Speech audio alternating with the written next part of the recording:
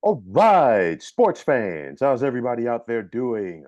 William Martin coming at you one more time here on YouTube with another edition of the 300 Pounds of Sports Knowledge Podcast. I have the privilege of being joined on this edition of this podcast by the one and only Ernest Dancy. Ernest, how you doing today, man? I'm doing great, Will. I'm glad to be on the show. I'm glad to be speaking about all things NBA, especially free agency. Yeah, listen, I mean that those wheels have been churning and you knew that was going to happen. It's one of those things, we know about the fireworks on the 4th of July, but nonetheless, we always expect fireworks around the end of June and the beginning of July in the world of the National Basketball Association, because between the NBA draft and free agency, there's a slew of player movement. And let's not dilly-dally on this one. The biggest move so far, because there are still some possible big moves to go down this month, maybe even this weekend, depending on what happens with DeMar DeRozan, but nonetheless, Paul George going to the Philadelphia 76ers. I talked about this the other day. It improves Philadelphia. Philadelphia made some other moves as well because it's one of those where we talked about this before. Heading into the summer, Joel Embiid was the only guy that they had in a contract. So that meant that they were going to have the opportunity to get off to the races. I feel Philadelphia has improved, but I'm not moved by Paul George going there. I know, like we talked about it, but now you could you'll come at it and tell everybody how you feel about PG-13 going to Philly. So I think the Paul George move, I think he should have went to the Pacers, especially after they re-signed Siakam. I think that that would have been a perfect move for him. It would have been a homecoming. Uh, he's a weapon on both sides, defensively and offensively, that they needed. And he would have been able to excel with that team, with both Halliburton, Siakam, Miles Turner. With Philly, he's an added weapon for Embiid to pass to out of the double and triple teams, but he's also another injury liability for the Sixers, just like Embiid. They added Andre Drummond, so that should help Maxi out in case Paul George and Embiid are hurt at the same time. But I don't know. I'm more excited really about the Kelly Oubre re-signing than No, really signing Paul George. listen, bringing Kelly Oubre back was big. You and I talked about it before. You knew that they were going to re-sign Tyrese Maxey. He was going to get the bag, well deserved. Because listen, that young man balled out last year, and Yep. and he deserves it. For me, my biggest thing with Paul George, I don't think he has the stomach for the city of Philadelphia. Okay, because the Philly fans, regardless of the sport, they're a different beast. Okay, and they're gonna tell you how it is, whether you want to hear it or not. And you've got to be tough, to deal with that. I'm not sure that Paul George is ready for that because you started your career in Indiana. You get to the second round there, maybe the conference finals, they'll love you. With the Clippers, even though they didn't live up to expectations, him and Kawhi together, yo, it's the Clippers. You know what I'm saying? It's like, okay, you got to the playoffs, you got to the second round, we good.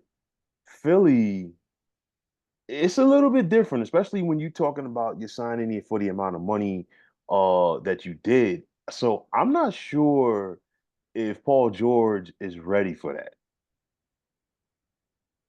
No, I would have to um I would have to agree. It's almost like the New York fan base. Absolutely. Absolutely. Yeah, and they're like expecting to win a championship now. They've been through the process. They watched Toronto go through them courtesy of Kawhi and then go on to win the championship. Hmm. You have the best offensive threat on the planet in Joel Embiid. Hmm. Their crowd, their fan base, they're excited, they're enthusiastic, and I don't think they're going to settle for anything less than a championship. And Paul George had better be ready for that. I mean, he has the talent, he has the skill sets to help deliver it, but like you said, does he have the mental fortitude? That's the question. Trivia question for you. When was the last time the Philly got to the Eastern Conference Finals? When Allen Iverson led them there, right? That was 2001. So my point is that fan base, and that was last year Philly went to the finals. So my point is, that fan base, they want to see something because it's been more than 20 years since they've gotten that far. And I'm like, I me looking at the Sixers team, honestly, it makes me think about playing spades because we play spades and it's like, okay, how many books can you make? Okay, I got two and a possible. And that's basically what the Sixers are because you have your one guarantee, which is Tyrese Maxey, but of the other stars, you got two possibles in Embiid and PG-13. And I'm like, it's one of those where they're talented, yeah, but you can't help your team if you're in the trainer's room all the time. You know what I'm saying? Especially in the postseason. And that's the thing. It's like when you're a star player, it's one of those things. It's like people want to see, okay, what have you done in late May and June? You know what I'm saying? Yeah, Yes, you've been to 5, 6, 7 all-star teams, for represented your country in the Olympics. That's all well and good. But, especially in a town like Philly, man, they want to see results. But like you said, bringing back Kelly Oubre, bringing in Andre Drummond. They just signed Caleb Martin today, did Philadelphia.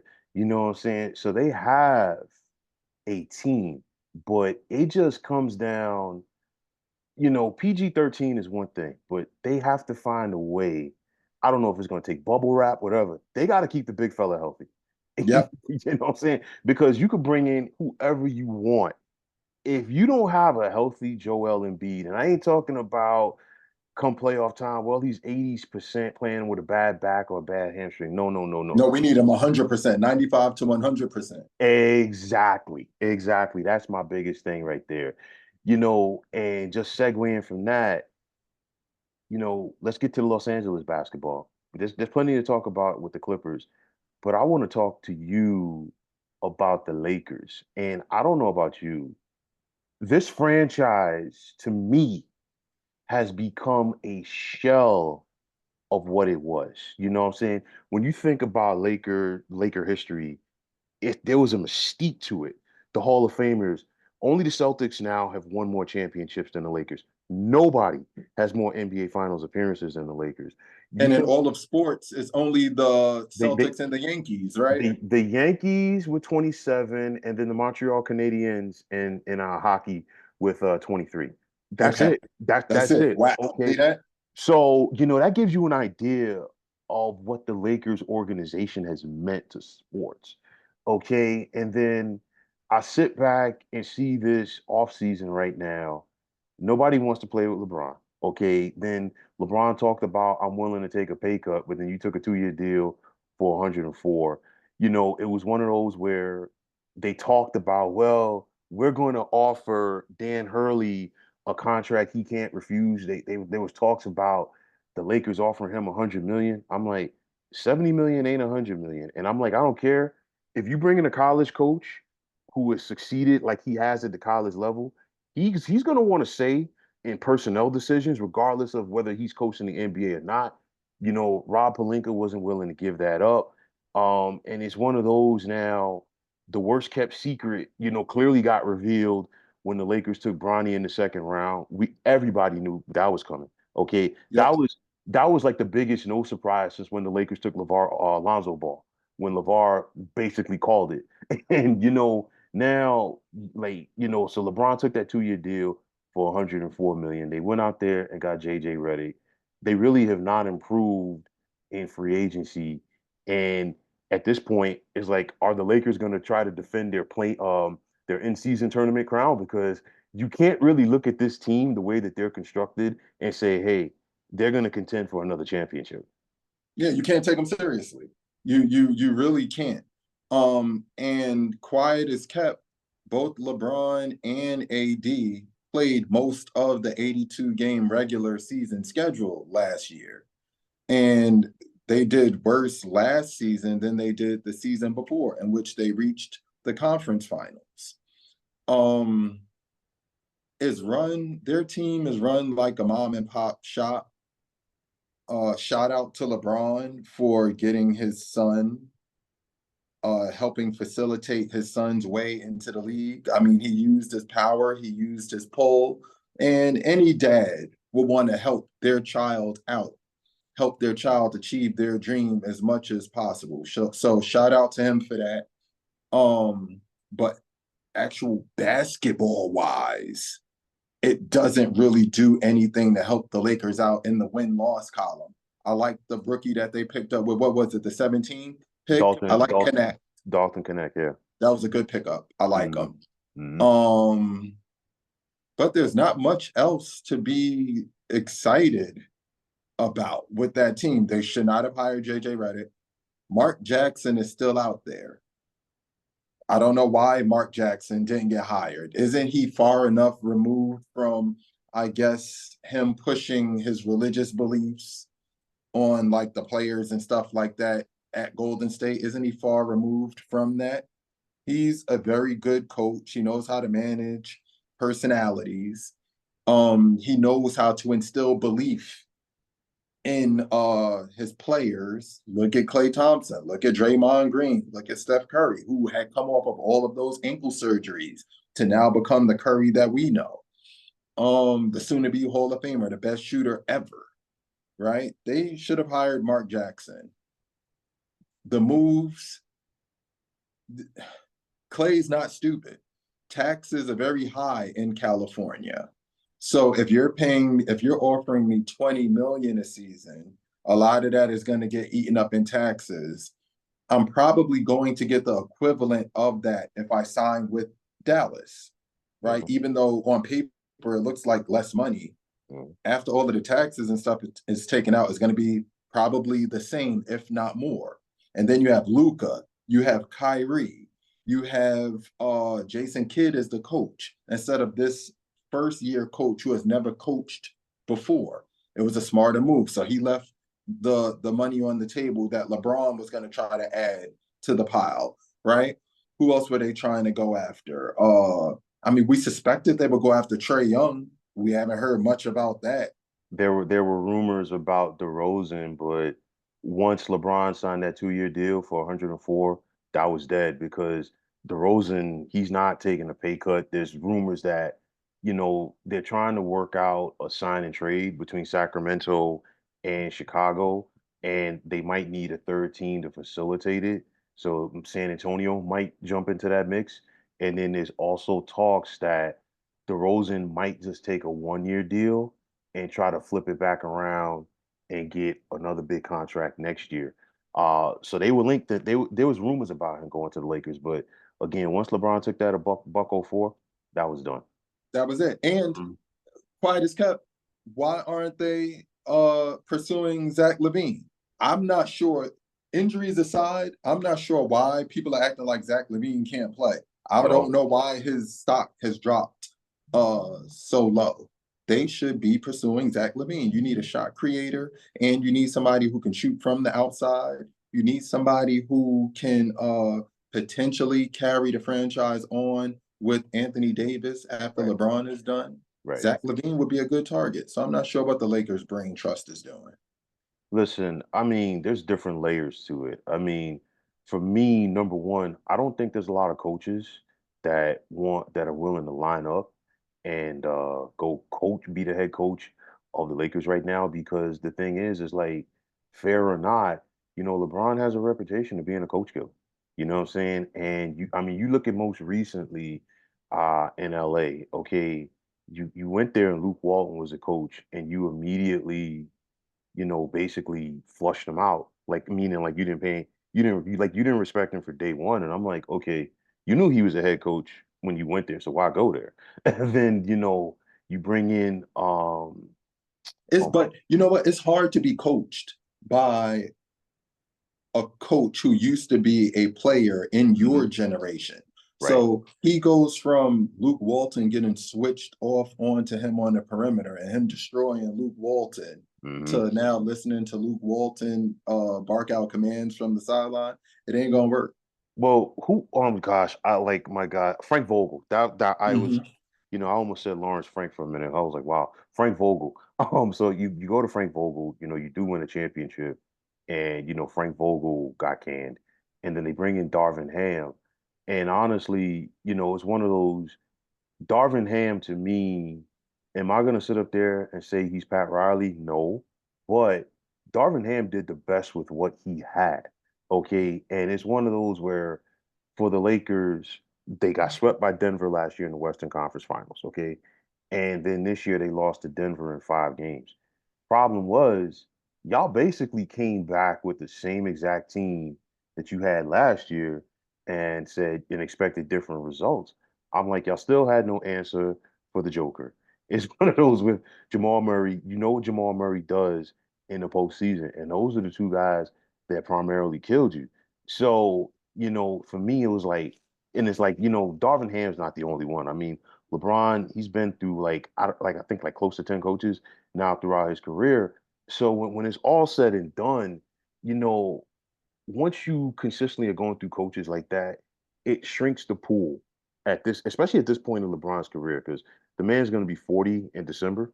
Yeah. So it's one of those where LeBron's set in his ways from a basketball standpoint. And then you're going to bring in a coach who's more than likely 10, 15, maybe 20 years older than him. I know it has to be a working relationship, but it's one of those where you got two alphas in that situation and they're going to be set in their ways. So it's really not going to work. And I think that's why they, for me, I can't even say really circle back to JJ Redick. I think JJ Redick was the answer all along. I think at the end of the day, Dan Hurley was smoke and mirrors because they just wanted to say, well, we did our due diligence because you heard the reports from Woj saying, oh, Dan Hurley was a Lakers guy all along. Okay, so why did it take y'all to the end of May or beginning of June to bring him in for an interview? Because I'm like, if he was y'all's guy, you fired Darvin Ham like 5 or 6 weeks before all of that started. So if Dan Hurley was your guy, he should have been on a flight to LA back at the beginning of May. So I think it was really all smoke and mirrors just so they could say they did their due diligence with JJ Redick. Honestly, some people are going to disagree with this, some people won't. LeBron's going to be coaching through JJ Redick. You know what I'm saying? Because Yes, they're boys. You know what I'm saying? And it I was agree. it was a package thing. Bring back LeBron, bring in JJ Redick. Draft Bronny. It's one of those where I get it from the nostalgic standpoint because no matter what Bronny can always say now, regardless of what he does as a ball player, I got drafted into the NBA. If the Lakers wanted to, they could have taken that pick at pick 55 and taken somebody else and still signed Bronny as a rookie free agent. But I understand from the nostalgic standpoint because at the end of the day, there's only 60 guys. And that pool has diminished, for American born players with so many more international born players coming into the mix that you can say, okay, I got drafted into the NBA. But I look at the Lakers, man, and the West already has gotten better. We're going to Yep, talk more about that. They are definitely fighting an uphill battle. they are. They are. Especially if DeRozan signs with the Kings. And then Morant and Steven Adams are coming back for the Grizzlies. So things can only get tougher for both the Lakers and Golden State. Listen, I mean, with Golden State, the run is over. It's one of those where sometimes you're the last one to realize when something's done. Sometimes you have a coach or somebody that tells you, listen, you ain't got it no more. But since you've done it before, you think that you can do it again. And I'm like, you know, Steph, I've been saying this since last year, like the season before, rather. The league is caught up to the Warriors, okay? Yes. And on top of that, they've gotten older. And for all of that flash and pizzazz of the 3-point shot, those guys played D. Played D in those Yep. championship years. You had Andre Iguodala who played D. You know what I'm saying? Draymond was a better all-around player than Javal eight. McGee was a Right, great shot blocker. right. Listen, Father Time is undefeated. Okay. So I think, honestly, I think Steph and LeBron are kind of in the same boat. Whereas, you know what? People are still going to show up to watch them play because, yo, it's Steph Curry. Yo, it's LeBron. And even at this advanced point of their respective careers, you never know when they're going to put on a show and give you a 40-point night. So, but I think the parade is passing by both of them. You know what happened with Golden State? The I can literally pinpoint when things went wrong. It was when they had that high lottery pick and they picked Wiseman number instead of Num, picking num, LaMelo. yeah, yeah, they took him number two. Yeah, they picked Wiseman instead of taking LaMelo.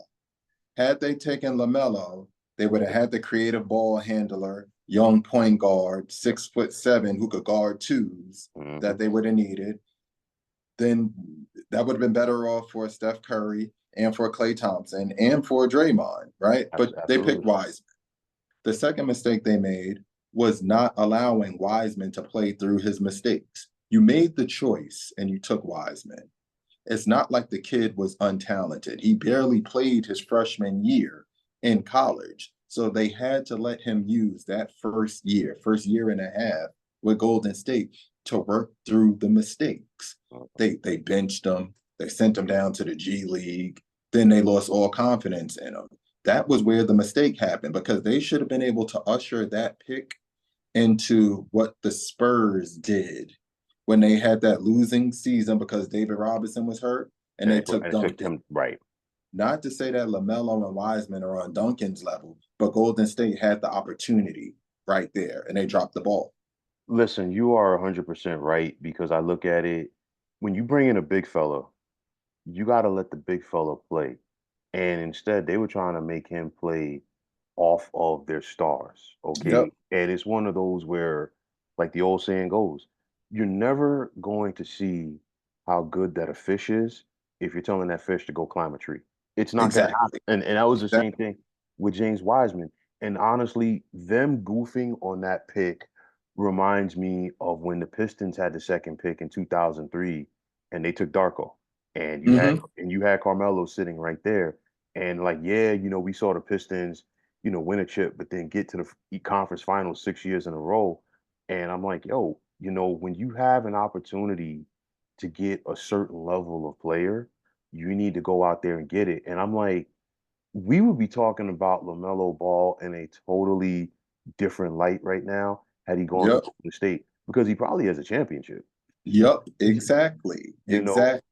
and speaking of Golden State, the guy that left there, and for me, I feel like Clay was in his feelings because, he wanted to get a certain amount of bread. You and I talked about this. Should have taken that 2 year, 48 million extension Yep. when it was on the table. Not only that, but I'm like, dude, you had 2 years where you didn't play and they still paid you handsomely.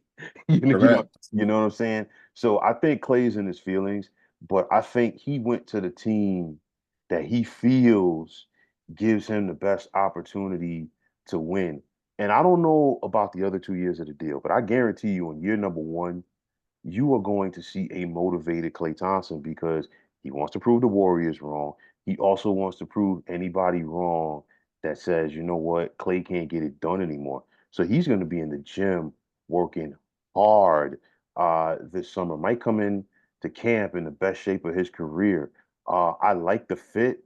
I would like it even more if Dallas would say, you know what, we're going to have you come off the bench. Maybe not, be a bench player per se for the whole game, but I'm like, come off the bench, but we still got you in those key fourth quarter situations where you're playing with Luca and Kyrie at the same time. Because, whenever you lose, whatever you can't do well always shows up. Dallas's inability to have somebody not named Luca and Kyrie hit an outside shot finally caught up to them when they lost to Boston. So I think, Clay going there, I really do feel fit wise, it was much better for Clay to go to Dallas than the Lakers. As it pertains to him being a starter or coming off the bench, I believe there's no way in the world he's coming off the bench. He's starting for sure. Okay. Um, he's still way better than Derrick Jones, Jr., Well, even though Derrick Jones he is signed more he's athletic. but Derrick Jones ended up signing with the Clippers. Yeah, Yeah, exactly. yeah, So Clay is way better than Derrick Jones Jr., who he's going to be absolutely. replacing. Derrick Jones Jr. was just more athletic and Hmm. a better defender at this time. But Hmm. Clay is still no slouch defensively. He's No, just not elite like he was, no. right? As it pertains to uh as it pertains to Clay's like fitness and him this probably being a season for the ages for him, I agree with you. I agree. I think he's going to come in the best shape of his life. And it's already trending that way because he's going to be playing in the Olympics for the Bahamas. Right, So he's already going to be in the gym getting those high level runs. And then he's going right, to be competing at a high level during the summer. And right. all of that will just bleed in to the preseason and then the regular season next year. I do agree with you that the Mavericks were a way better fit for him than LeBron and AD, right, on Mhm. the Lakers, because again, back to the Philadelphia situation. They signed Paul George. Now you have two guys in Paul George and Embiid who you're not even sure if they're going to be able to play 75% of the regular season, right? Knock on wood for the Lakers. AD and LeBron played a lot of games last season. We don't know if they're going to be able to do that 2 seasons in a row. So I think Clay looked at all of that and said, yo, this team just came back from the NBA Finals. They do give me the best chance to get a ring. So I agree with you. Listen, it's one of those where if Luca can just come in like in a little bit better shape, you know Mm-hmm. what I'm saying? And I mean, Kyrie's going to give you everything. You know that. So I really like Dallas's chances. I mean, the percentages are against them just from the standpoint that you have to go back to LeBron's last year in Cleveland to actually find the last time that a team that lost the finals in the previous year got back. I mean, we haven't had a repeat winner since that Golden State team. You know what I'm saying? So the parity in the NBA is definitely different, but I still like Dallas. But the West, man, oh my goodness, very quietly. And to me, I think these moves are flying under the radar. I like what the Oklahoma City Thunder have been doing. They finished with the top seed in the West last year. You still got your young guns. They traded Giddy quietly and got Alex Caruso back from the Bulls. A lot of people ain't talking about that, but that's a big move. And then their top target this summer was Isaiah Hartenstein from the Knicks. They got him. Okay, they got some size. They got a guy who's going to play defense. They got a guy who's going to get some rebounds. And then you have a guy like Alex Caruso. That dude has ice water in his veins, man. And, people forget he was making some big shots for the Lakers, a He couple of was. He years. really was. He was making big shots for the Bulls last Yeah, yeah, playoff series against the Knicks, right? yeah, It was yeah. the Knicks. No, the Bulls last year, Or I was think it the play-in? the play-in because this year they lost in the play-in, and then the year before, they lost in the play-in again to the Heat. Mhm. That's when Miami got Okay. on. Okay, Hmm. that's where it was. Yeah, when Hmm. Caruso was hitting big shots for the Right, Bulls. right. So I'm like, I'm looking at that right there. The last 5 minutes of a game, Alex Caruso, if you leave him open, he's gonna hit a couple of big Yeah, he's shots. gonna knock him down. Hmm. Yep, he's gonna knock him down. And he's gonna be something that's gonna be big for that young Thunder locker room because I felt for the last couple of years they just need a veteran guy, you know what I'm saying? And Caruso can be that guy for them Yep. to come into that locker room. So I like it right there. Very quietly, a move that people are not talking about. And I expected this to happen, okay? I expected Denver to lose KCP. I didn't expect him to go to Orlando, but that is going to be big for Denver right there, not having him. So now they've lost KCP, they've lost Jeff Green, and they lost Bruce Brown. Hmm. All three heavy contributors to their championship. Yep. They literally have to get Westbrook. Like they he's a necessity for them now. I understand the Joker's thinking and wanting Russ to come over because he's looking at it like literally when I'm not on the court, there is no facilitator for everybody else. Jamal Murray is not really a facilitator. No. He's a go get you a bucket Right. scorer. Right. Um, Russ, quiet as kept, played excellent defense for the Clippers last season. They said his impact on his opponent's field goal percentage was like drastic. It dropped down drastically when Russ was on a scorer. He's somebody who can still attack the basket. Hmm. He will create lob threat situations just like the Joker does for Aaron Gordon. And for DeAndre Jordan, I believe DJ is still coming off the bench for Yeah, Denver because he's yeah, helping to recruit Russ, he just resigned. Yeah. right? Hmm. Russ can still average a good 17, 18 points per game if he gets the minutes, just by hustle and his sheer will to win and his will to get to the basket.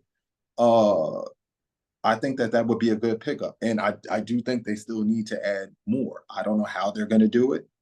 That second apron, that's what's scaring a lot of teams. Listen, it's one of those where, and the players agreed to this, okay? So it's not just something that the owners came down with. And that's why you're seeing certain teams like Minnesota, like Milwaukee, okay, like Phoenix, like the Nuggets. Everybody's being quiet this summer. Why? Because you've got that second apron. If you're Denver, you're paying the Joker. You're paying Jamal Murray. You're paying Aaron Gordon. You can't pay everybody. And Milwaukee's paying Giannis. They're paying Dame.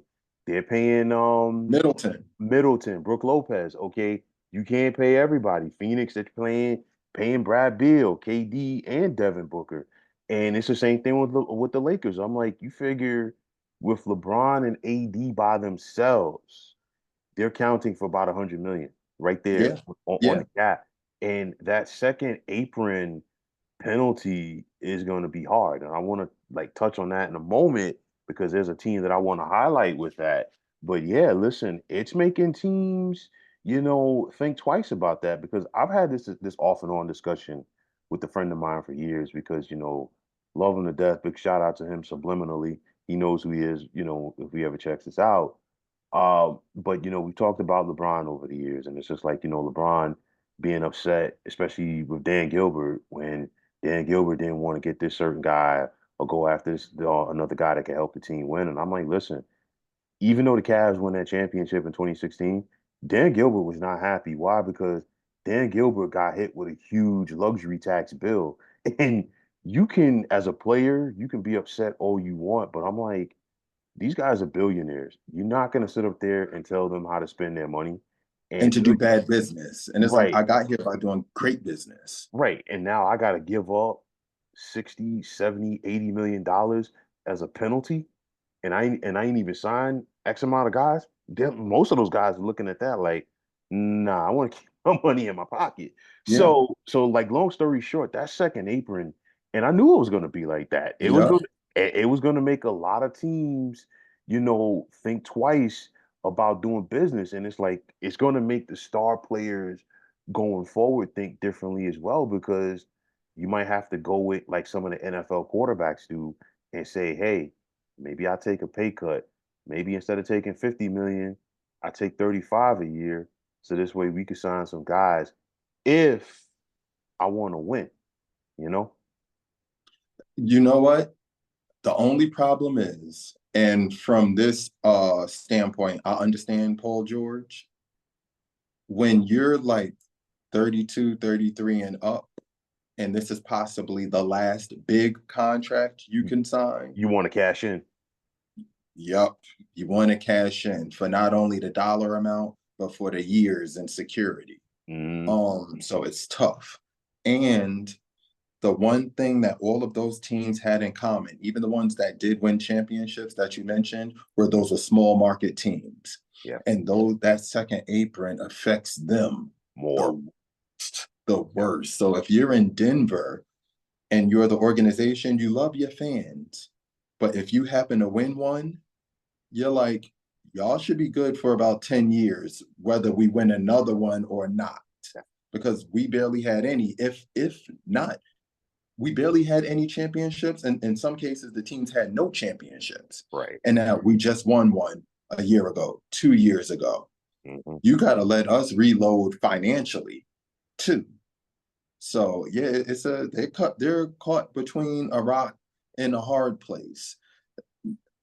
On one hand, you don't want to waste a generational talent's years just being mediocre after winning the championship, Right. but you also don't want to go broke. Yeah, and I mean, listen, guys like the Joker don't come down the pike that often. And I totally understand where you're coming from. And I'm like, it's one of those where is the Joker going to be one of those guys who gets one championship, or are they going to be able to get more out of him? But like again, the financial, X's and O's of it. I mean, you look at two teams that to me this summer that just said, you know what, screw that second apron, the Knicks and the Celtics. And I'll start with the Celtics first Two big because market teams. right. To like, well, New York, definitely the biggest media market out there. Boston is no slouch either. Okay, as far as the media market.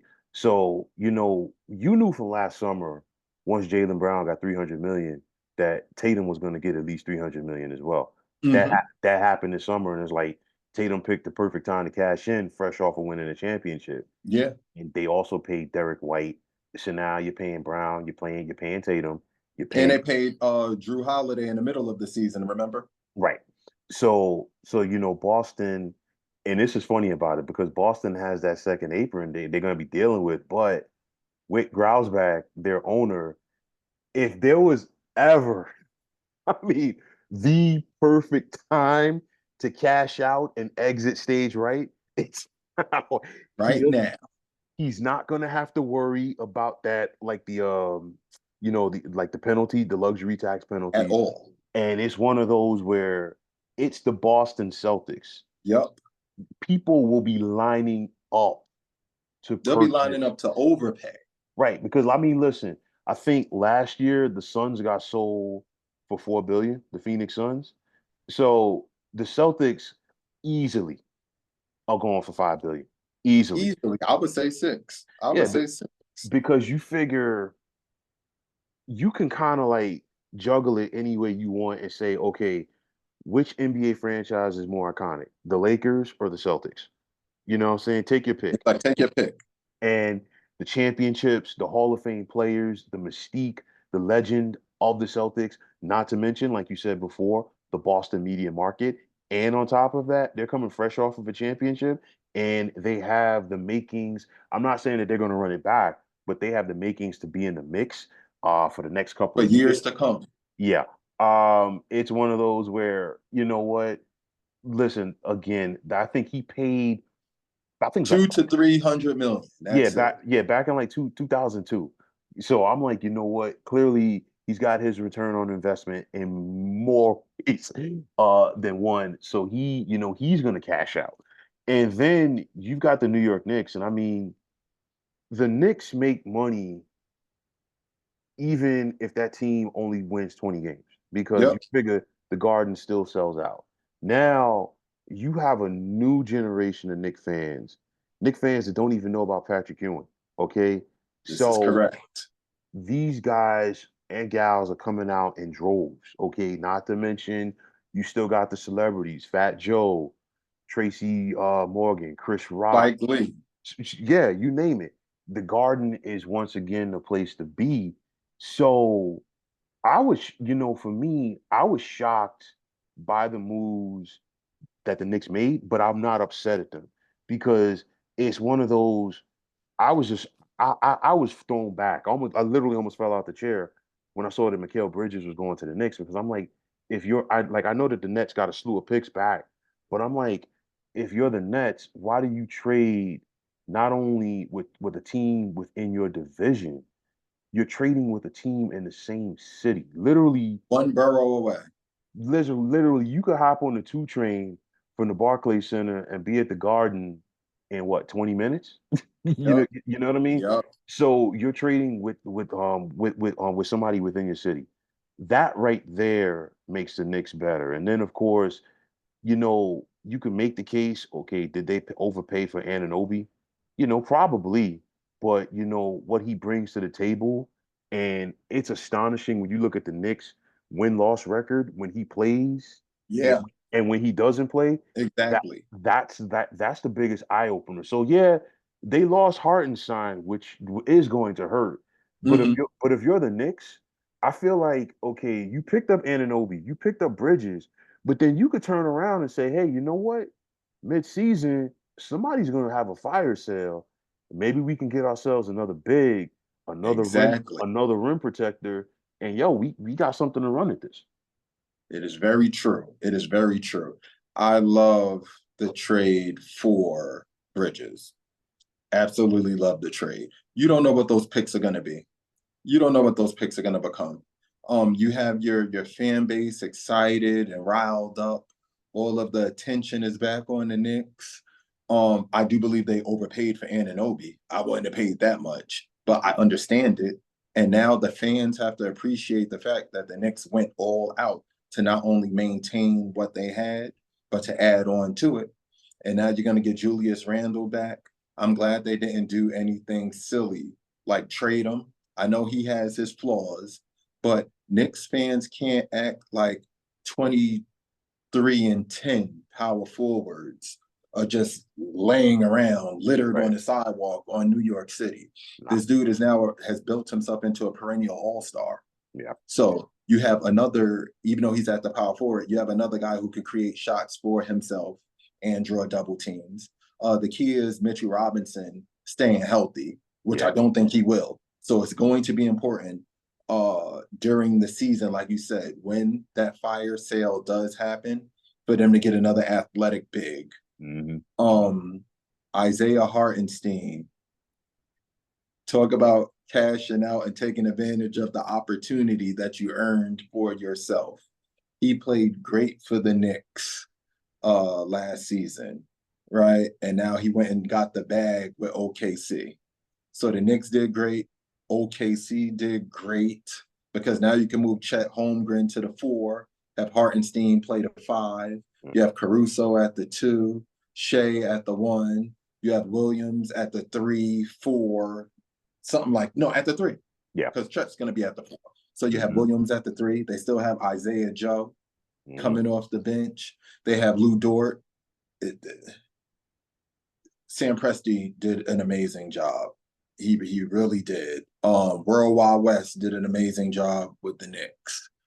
Um, yeah, yep. So those are the two teams who were the top three winners of the NBA free agency period.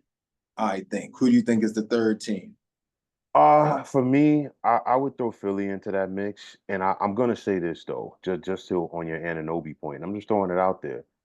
Maybe hypothetically, maybe the Knicks overpaid for him, because maybe Philly wanted him, because I really thought that, Mm-hmm. okay, him possibly going back to play with his former head coach, Nick Nurse from Toronto, to me, I thought he would have been a better fit for them than Paul George. I totally understand why Philly went out there and got Paul George, and I'm not knocking him for it.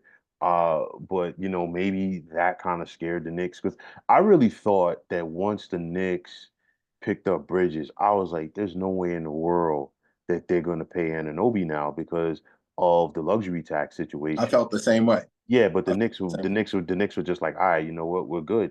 This, way. Mm-hmm. this man the torpedo, so to speak. And of course, unfortunately for Isaiah Hartenstein, that left him as the odd man out in New York City. But I like what they did because you got all of those college guys back together for Villanova, Yep. and they know how to play with each other is one thing, but all of those guys know how to play without the ball in their hands, and they can still be effective. All That of them. is very important, and I think them playing together for several years in college works, and it's going to help the Knicks. But then also the fact that all of them played college ball for multiple years and learned a system. Yep. A lot of these Yep. a lot of these young kids coming to the league nowadays, they don't know a system. And just circling back real quick, that's what helped Golden State, win those championships. Clay was, I think, a 3 or 4 year guy at Washington State. Same thing with Steph Curry at Davidson. Draymond Green was an All American by the time he left Michigan State as a 4 year player. You're not going to play for a guy like Tom Izzo and not know your ins and outs. And then you had a guy like Andre Iguodala on that team who played Sean Livingston. Sean Livingston, what I'm saying, ball handlers, guys who are perimeter defenders. So, getting back to the Knicks, playing those college years together, I think definitely helps them. And I like what they've done, and they are going to be very interesting this season. The It's fun. East is going to be interesting, period. Yeah. because for me with Milwaukee, yeah, they've been quiet this all season. I'm not surprised by that, but at least now Doc is going to have a training camp with these guys True. And because they did add Torian Prince. okay, so that helps right there, Hmm. and of course you got to keep your veteran guys healthy. Miami, I know Miami didn't do anything really that's going to jump off the table, but it's still Miami. You never count those guys out. KCP going to Orlando, I think it's going to be bigger than like what people expect because Orlando already was a playoff team last year, and they darn near pulled it off in round number one against Cleveland. Okay, so maybe that can help them get over the hump. I look at Indiana. Okay, we talked briefly about Siakam. I love you knew that was going to happen because Hmm. if you're Indiana, you don't trade for a guy like that and give up what you gave up to just To let let him walk. right. And but then for me, the other big thing was them re-signing Obi Toppin because I called it when the Knicks traded Obi Toppin to Indiana. I said, you know what? He's going to play better because the Knicks tried to make Obi Toppin something that he wasn't. And to me, he's in a better system with Indiana as far as his skill set. So they brought him back. I think that's big. Indiana's going to have a lot of confidence coming in the next season after they just made the Eastern Conference Finals. And they get Hopefully, Ben Mathurin back. right. So all of those things are big right there. I know Donovan Mitchell re-signed with Cleveland. I'm not No needle was moved. no, I'm not moved with that because I'm like Donovan Mitchell's a guy, regardless of the team that he's on. Okay, you have a cap of getting to the second round. That's it. So there's nothing sexy, so to speak, that comes out of that. We saw Atlanta trade DeJounte Murray to New Orleans, and I think that was a win-win for both teams because I wasn't impressed when DeJounte Murray got traded from the Spurs to the Hawks because I figured him and Trey Young together, I felt like it wasn't going to work because I'm like, okay, everybody else better go crash the boards. And then when they brought in Quinn Snyder, midseason last year to be the head coach, and you figure Quinn Snyder preaches ball movement, okay, and you have two ISO guys primarily. So now you get rid of one of those ISO guys. I think it's a win-win for both teams. I like what he's going to bring to the table with New Orleans. And I mean, man, the West is stacked. Yeah, yeah, definitely. The West is truly stacked, man. You got these veteran teams who we haven't even talked about yet, a la the Clippers. And did they resign Russ? I know they resign James Harden. Did they resign So him? Russ picked up his player option, his $4 million player option. Okay. So And and then Harden re-signed a new deal with the Clippers. I'm not moved by that because At all. They're To done. me, to me, I think the Clippers' biggest move this offseason was re-signing Ty Lue. And Ty Lue, he didn't do it on purpose, but he couldn't have picked a better time to have his contract up because I know there were rumors that the Lakers wanted him. And I'm like, Hmm. do you really think Steve Ballmer was going to let Ty Lue go to the Lakers, especially when the Clippers are going into a new arena in No way in Inglewood? the world. Nah, exactly. And it's the same thing with James Harden. I'm like, ain't no other team out there, you know, that's going to sign James Harden and allow James Harden to be James Harden at this point in his career. And like to quote a good friend of mine, we've run out of ways to play with James Harden. You know what I'm saying? So, Yeah, I mean, people want to talk about the Hall of Fame, All-Star caliber players that LeBron has played with throughout his career, but LeBron still has 4 chips. I yep. mean, I mean, you could go down the list of who James Harden has played with, and he still doesn't have a chip. Literally, You Kevin Durant, Russell Westbrook, Chris multiple, Paul. but hold up, not to cut you. KD and Russell Westbrook multiple times. Yep, twice each. Mm-hmm. Twice each. Yes. Right? Kyrie Irving. The list, Dwight Howard. Chris The list Paul. goes on and on. It literally does. And now Kawhi and Oh, Paul George. yeah.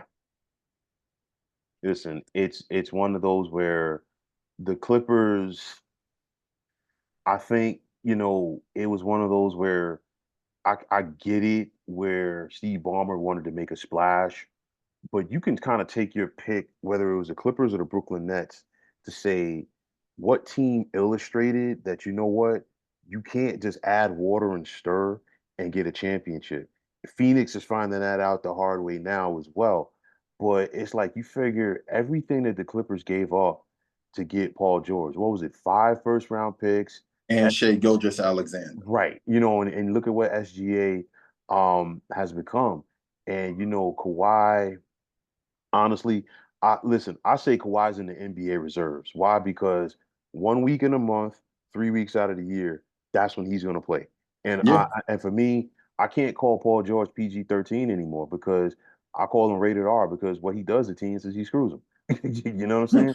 So it's one of those for me where the Clippers, they attach their wagon to those two guys. It hasn't worked out. I think eventually what the Clippers just need to do, they just need to do what the Nets are doing right now. To say, screw it.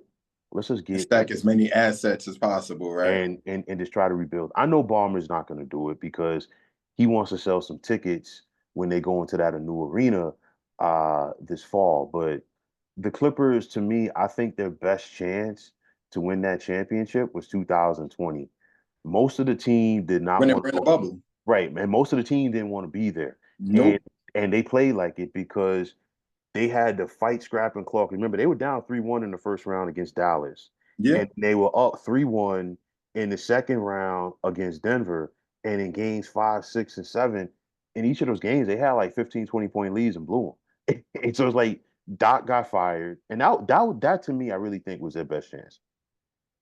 yep, yep. I agree. I agree. And they allowed LeBron to take advantage of it. Hey, And people can't hate on that. People can't hate on that. It's like the opportunity presented itself. And LeBron said, you know what? I'm not locked in here with y'all. Y'all are locked in here with me. And him and AD took full advantage of it. And the Lakers should have never fired Vogel. They should have never fired him. It's like, what you expect the dude to do? AD and LeBron both kept getting hurt. Like, what did they expect them to do? They should have never fired Vogel. They should have kept him. listen, it's just one of those. I think if my memory doesn't fail me, I want to say Mike Brown probably had the longest tenure of a guy that was a head coach of a LeBron team because I think by LeBron's like midway through LeBron's second year in Cleveland, um, oh my gosh, Paul Silas got fired, and I think he got replaced by Mike Brown, and then when LeBron left to go to Miami, Mike Brown got fired that year by Cleveland anyway. And then, the 4 years when he was in Miami, it was Eric Spoelstra. He went back to Cleveland. They fired David Blatt, I think, midseason that year, and then they replaced him with Ty Lue. What I look. Right. And then, once he went to LA, the first year it was Luke Walton, and then it was Frank Vogel, and then Darvin Ham, and now it's gonna be JJ Redick. But yeah, man, listen, I've always said people want to clown LeBron for that, but somebody had to win that championship. The same way that Phil Jackson didn't want to give the Spurs credit in 1999. Because of the Listen, lockout. listen, I know and you know a ton of Knicks fans. Okay, if the Knicks had won that finals that year, you would still Be hearing about it. right. You know what I'm saying? Freaking Sprewell and Allen Houston might have had a statue in front of Madison Square Garden. Exactly. You know. Exactly. And it's like So you're gonna blame the Spurs because their players and their program knew that all right, this lockout is going to end at some point. We got to stay in shape. We have to stay in top physical condition so that when this lockout ends, we hit the ground running. right. You're gonna blame the Lakers for saying, yo, these guys do not want to be here. Let's take advantage of how they are feeling and put the pedal to the metal and go out here and get this championship. You can't blame either organization. Listen, somebody has to win it. Yeah. Regardless. And I mean, listen, that 2020 year, we saw a lot of alterations for championship, protocols all over sports. Okay, Yeah. but at the end of the year, the commissioners of each league were still handing out trophies. Every like basically all of the players, all of the team owners, they agreed to it. So, if they were on board with it, I think everybody else needs to be on board with it as well because regardless of whether it was the Lakers, the Heat, the Nuggets, the Clippers, the Celtics, whomever, everybody went down there to Orlando that year knowing, hey, somebody was going home with the Larry O'Brien trophy. You know what I'm saying? Exactly. So, Exactly. so yeah, but I really do feel that was the Clippers' best opportunity Yep. right there because you can't count on Kawhi, you can't count on Paul George, and it's And you unfortunate. can't count on Doc.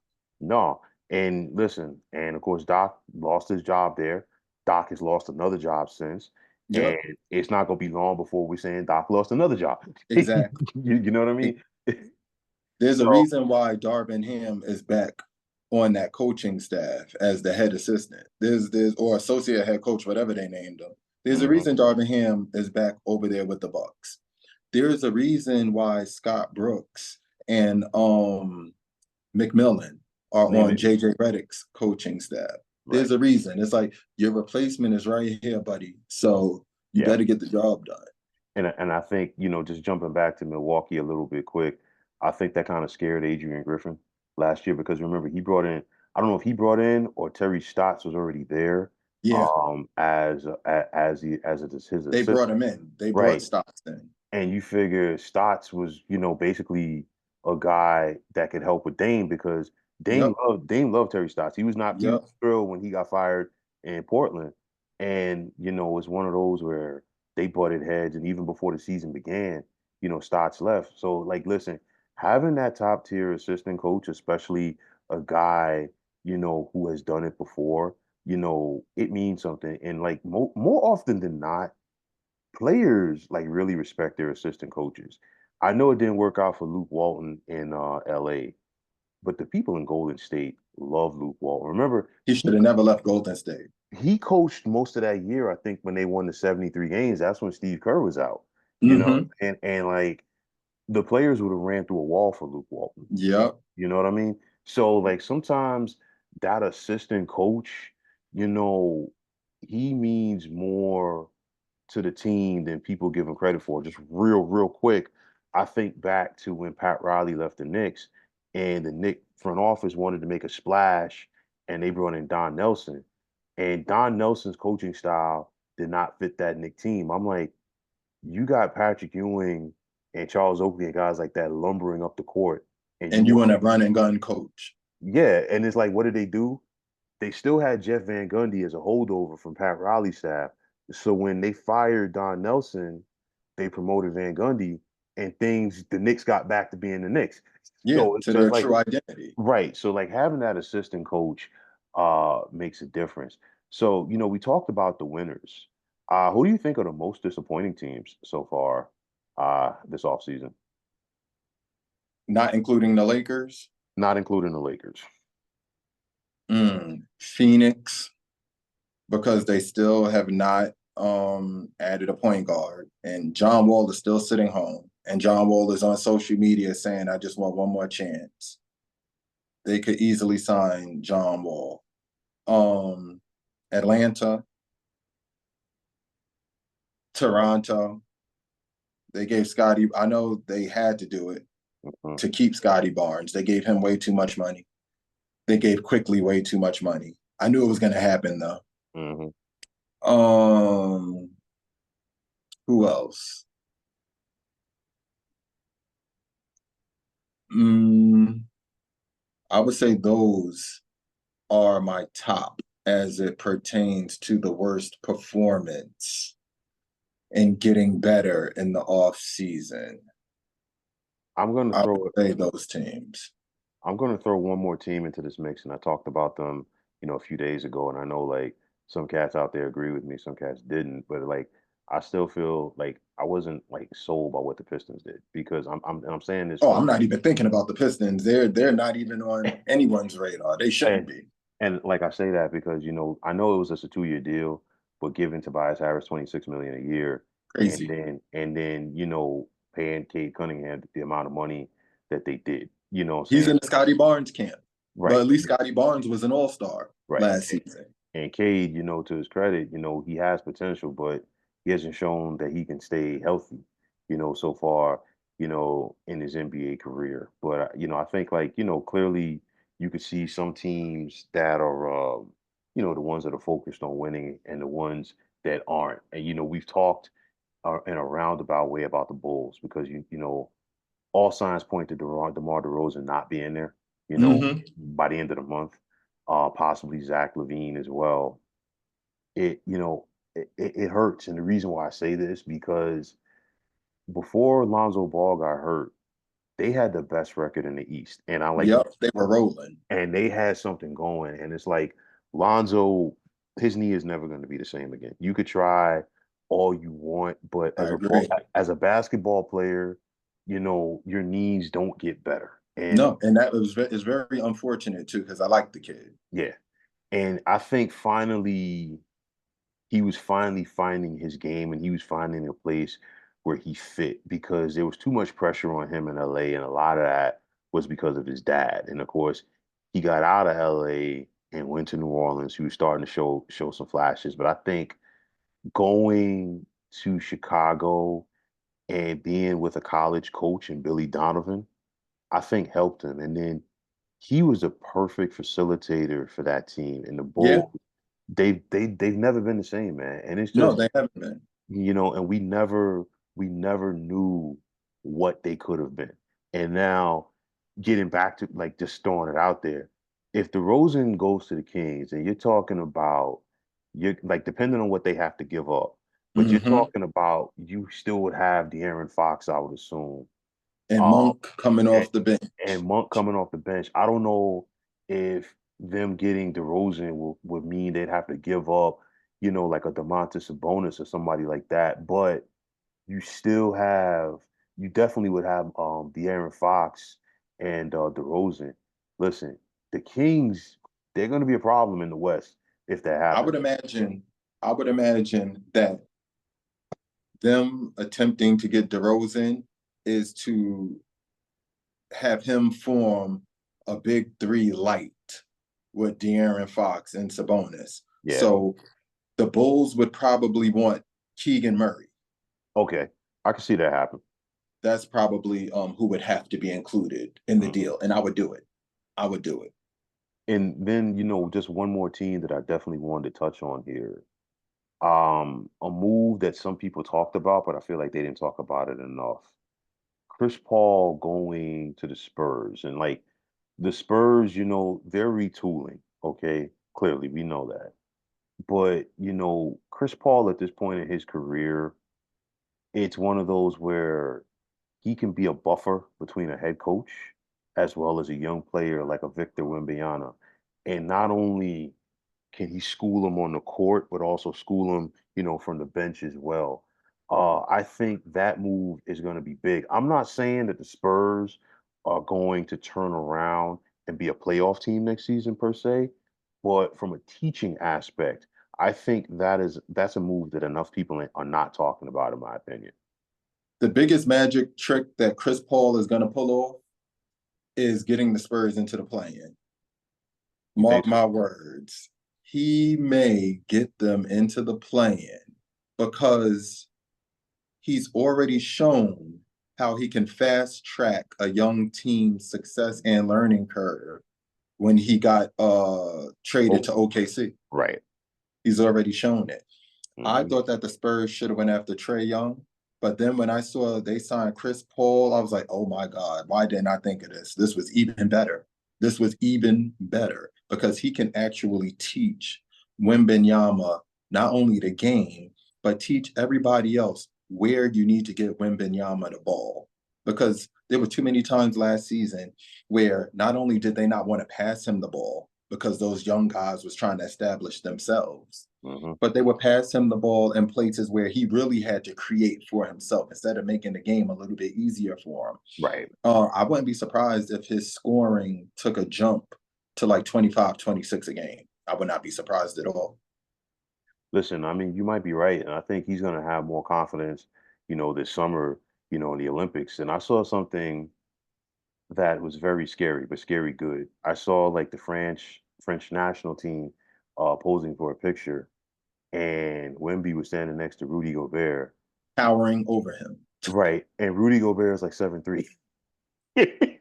Rudy Gobert was looking like a regular proportion, the regular sized human being standing You, next to him. you know what it reminded me of? It reminded me of the first matchup that the Rockets had with the Lakers when Yep. Yao Ming got drafted. And I've seen Shaquille O'Neal in person before. Shaq is no small guy. And it was like the first time in my life that I saw Shaq looking up to somebody, and Mm-hmm. you're like, wow, this dude is big. That's what it was like. Exactly. That's what it was like with Wemby standing next to Rudy Rudy Gobert. Gobert. Right. Yeah.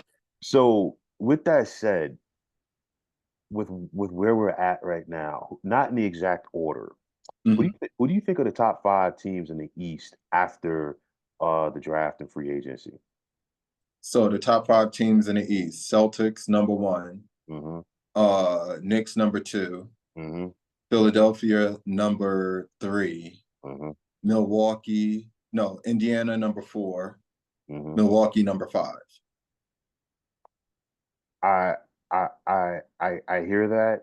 I'm just gonna swap Indiana and Milwaukee with you. Okay.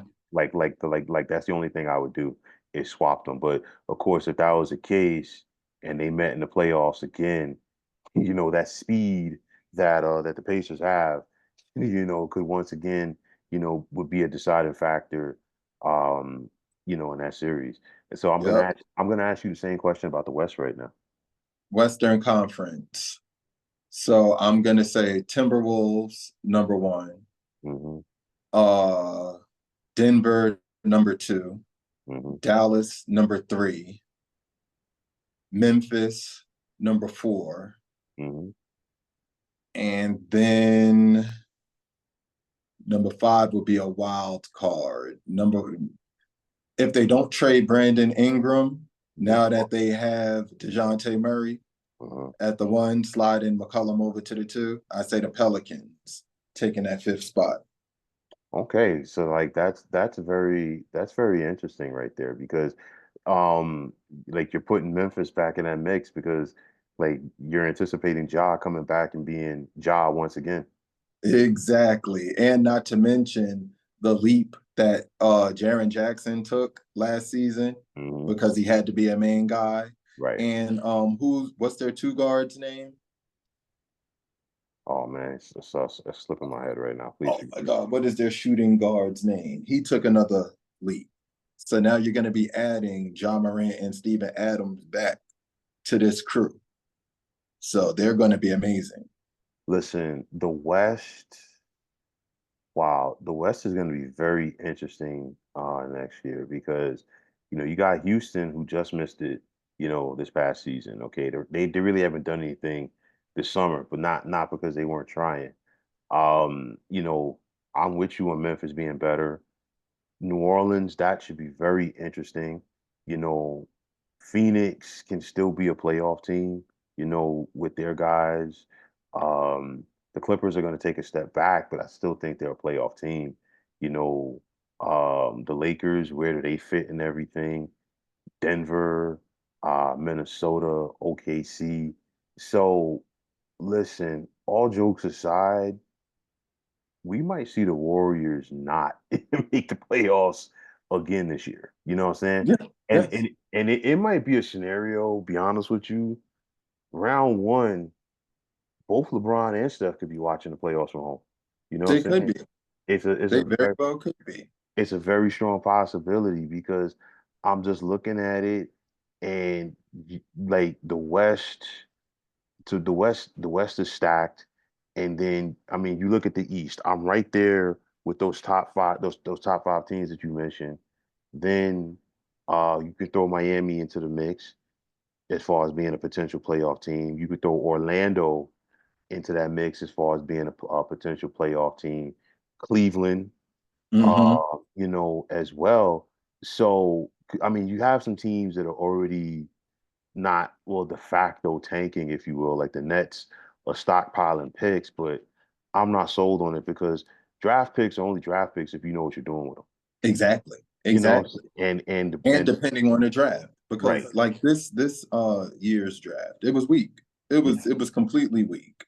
Well, the thought process is that next year's draft is going to be stronger than this year's. So, teams are like kind of gearing up. That's kind of like what the Bulls are looking to do now, as far as like maybe trading a DeRozan and a Levine, because they're looking to come back stronger, because they know that next year's draft is going to be better. But again, it still comes down to, drafting and developing your guys. That's why I'm not sold on a team like the Nets because that's something that their organization has never really done. You figure, Not since they fired Atkinson. yeah, and that was a stupid move. Hmm. Now he finally took another head coaching gig because remember he got interviewed for Charlotte, Yeah. and he saw the tea leaves and he was like, you know what, I'm good. and but now you go to Cleveland, that's a very interesting fit right there for a head coach and a team. So I really want to see how that's going to work because Kenny Atkinson is a darn good coach. Yes, Okay, he is. and I mean, you look at the team that he took to the playoffs with the Nets when he was there, when it was D'Angelo Russell, it was Karis LeVert, Joe Harris, Dinwiddie. Dinwiddie, so they had something right there. And they were building something. And then of course they mortgaged all of that for Kyrie and KD. Yep. And I knew it wasn't gonna work out from the jump. but yeah, so like the draft picks are only good if you know what you're doing with them. But I look at it like this, man. I think there are certain teams that had a game plan coming into the summer and they executed it. I don't think Philly getting Paul George is going to lead to a championship, but I will say this. That was their guy from day one. They have a And it, chance. and they went out there and made it happen to the point Yep. that when they flew out to LA to meet him, Dr. J was a part of their contingent. Yeah, Okay. they were serious. Right. And it's like, yo, if Dr. J walks in a room, you listen. You listen. You Yeah, listen. They were serious. yeah, Boston, you can't put their roster, you can't put Boston's roster next to theirs and say Boston is the overwhelming favorite. I tell you that much. If no, Embiid and Paul George are healthy, I don't think Boston is a better team than Philadelphia. no, because the thing is like Boston doesn't have anybody to stop Embiid if he's healthy. Nobody. No And one. I like what the Knicks did from the standpoint that they said, Boston is a perimeter team. So what are we going to do if we have to Two go top flight perimeter defenders with right? Josh Hart coming off the bench And to give you no break. you still got Anunoby and again the Bridges pickup. Listen, I know Knick fans are happy that they got Bridges, but they're really going to be happy once they see him fit with this team. And it's kind of listen, it's stealing. To me, I'm not going to put it on the same level, but it's kind of like when the Lakers got Mark Gasol from the Grizzlies for absolutely nothing, and Greg Nothing for and Greg nothing. and Greg Popovich turned around and looked at David Stern like, "Yo, what are you doing?"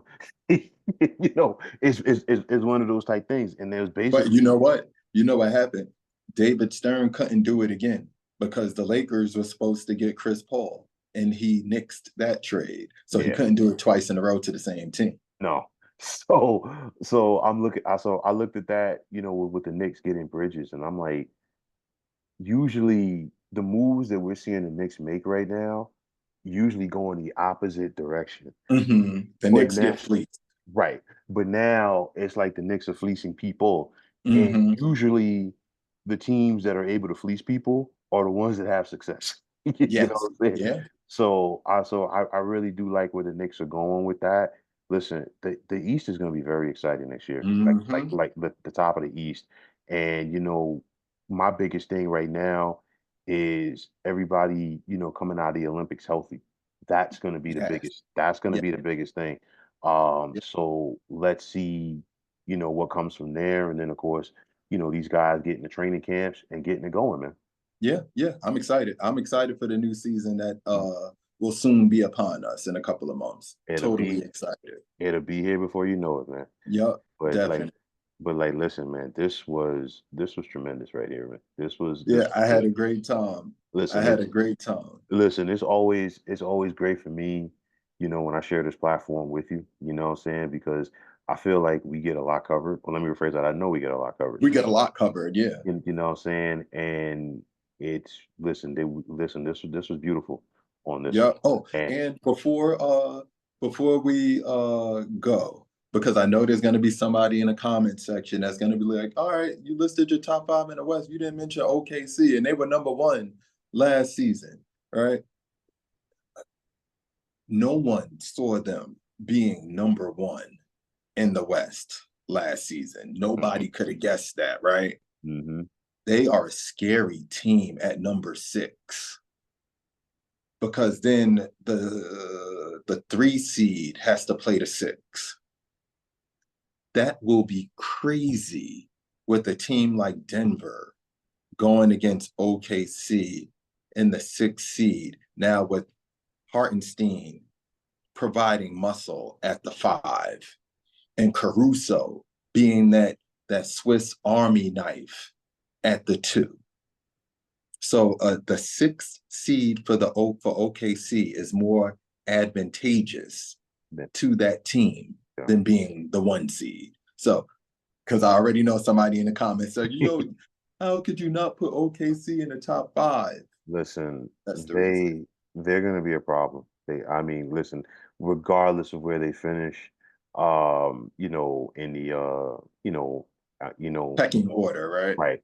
I still like them as a top 14 in the West because remember, you figure the top three really weren't separate. I think they were all separated by like a game between Mm-hmm. Minnesota, Denver, In and OKC. right. So they were all right there. So it's one of those where, yeah, they might have snuck up on some people last year. They're not going to sneak up on anybody this year, but they are still going to be a force to be reckoned with. For me, it's one of those where the way that the West is constructed, it wouldn't surprise me to see the one seed be like 55 and 27, but then Exactly.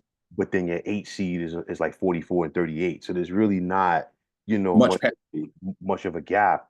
Whereas with the East, whether it's the Knicks or the Celtics, I think somebody's going to win 60 games next Yeah. season. You might get two 60-win teams out there. Because on the flip side, you're going to have some 60 loss teams out there. The Nets are easily going to lose 50 games, okay? Yeah. The Pistons are definitely going to lose 50 games again. Definitely. Portland is probably going to lose 50 games again. Yep. Okay, They're a lot. people might not want to hear this, but Golden State is going to flirt with losing at least 45 games next season. Okay. It's then you've got Charlotte, you've got Toronto. So you got some teams. I think Charlotte definitely loses at least 50 next season. So my Mm-hmm. point is, with all of those losses, those wins have to go someplace. So I think, the big boys of the East, Are gonna eat those wins up. exactly like Pac-Man. Yep. Yep. You know what I'm saying? But Ern, man, listen, it has been a pleasure, man. Listen, please, please, please. I always tell this to people, I've told it to you before, and I'm gonna tell it to you one more time. Take this opportunity to showcase who you are and what you do, and where the great people out there can find you, man. So, Brothers Talking NBA Basketball Podcast. That's on TikTok, um, IG. I post on Facebook, YouTube. All things NBA basketball is what I focus on. Um, yeah, I mean, I do other things like head of the literary department for a talent agency. A sitcom that I created looks like it's about to go into production. We're gonna keep our fingers crossed, right? So yeah, all things entertainment. Listen, as always, Ern, trust me, it's a pleasure. I've been on here with you. I've been on your channel as well, and every time I am never disappointed. You know what I'm saying? Because we do tremendous work, and it's not. It's one of those before you big up somebody else, you got to big up yourself, of course, because sometimes you have to be your own best cheerleader. But I'm here to tell Yes, you. But I'm here to tell you, definitely. listen, I definitely appreciate everything that you're doing, man. Thanks for having me, Will. Thank you, man. And as always, folks, if you like what you saw and heard, please feel free to hit that like and subscribe button on this channel. Want to thank once again, take this time out to thank all of you tuning into the 300 Pounds of Sports Knowledge podcast here on YouTube. If you're on Twitter, please feel free to follow me at 300 Pounds of Sports. And like I always say, if you follow me, it'll be my pleasure to follow you right back. There's also that sports discussion group on Facebook at the Sports Depot 365. You can check it out. Drop a line and be a part of one of the better sports debating podcasts or sites, rather, excuse me, going on social media. As always, it was a pleasure. Thanks once again. I'm signing off and saying thanks once again for tuning into the 300 Pounds of Sports Knowledge podcast here on YouTube. Be well, everybody.